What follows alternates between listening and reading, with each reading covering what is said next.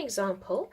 I'm going to do one where there's a sigma involved. So they say calculate, and then they put this one at the top there, so you know it's sum to infinity. I equals 1, and then let's say 5 times 4 to the negative I.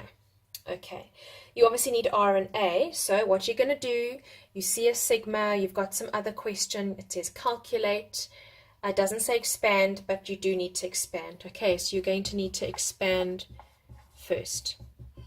Okay, right, so let's get T1, 2, and 3. We can get A, we can get R. So T1 is going to be 5 times 4 to the negative 1.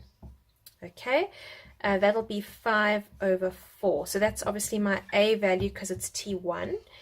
T2 is 5 times 4 to the one up from there, so negative 2, which is 5 over 4 squared. Do I even need to do the step here? You can see this is going to be 5 over 4 to the 3.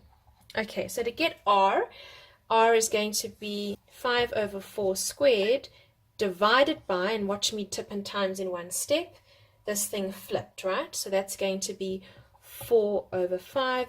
So R is very clearly going to be, once you've crossed those out and those, going to be 1 over 4. Okay, right, so now I've got R and I have A. So there's my A, there's my R, and I can plug into my sum to infinity. Okay, so I'm going to do that next.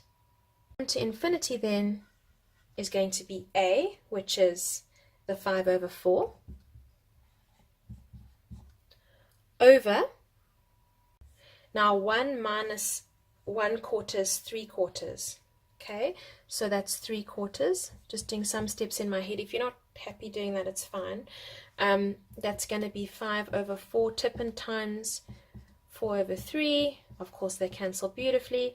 And my sum to infinity becomes 5 over 3.